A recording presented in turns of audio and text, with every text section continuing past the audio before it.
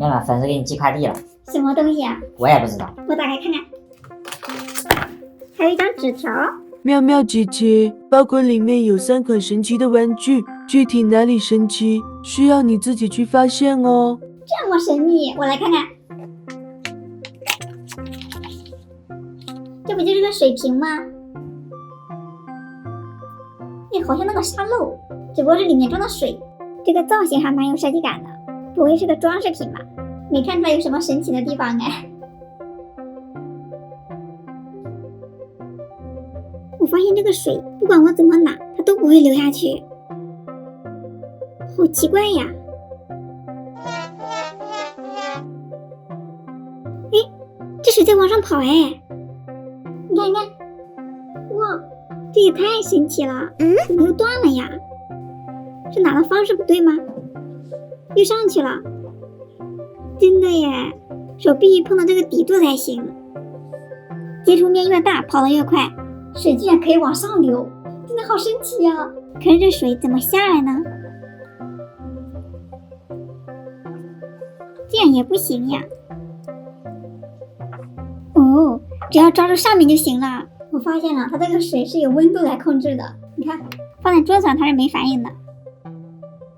走，看到没？再伸，完全握住，跑得好快呀！让上面的水下来也很容易，神奇！我已经迫不及待想看第二个了。这个是个圆球，它这是塑料的，里面的结构还蛮复杂的耶，又好像都一样。难道是个夹球？这也不能捏呀，然后还松松散散的，这也拉不开呀，环环相扣。大家知道这个是什么吗？也没有弹力，搞不懂这是干什么的耶。拿在手里也蛮轻的，它变色了耶！太神奇了，一丢就变色。哎，厉害呀，很有意思，像变魔术一样。不错不错，还有一个，这个里面是2个，一个看着像箭头的东西，还有一个底座，是指南针吗？组装看一下，这个箭头插上去好松啊。应该就是这样的，这个实在看不出来有什么神奇的耶。你们看这哪里神奇了呀？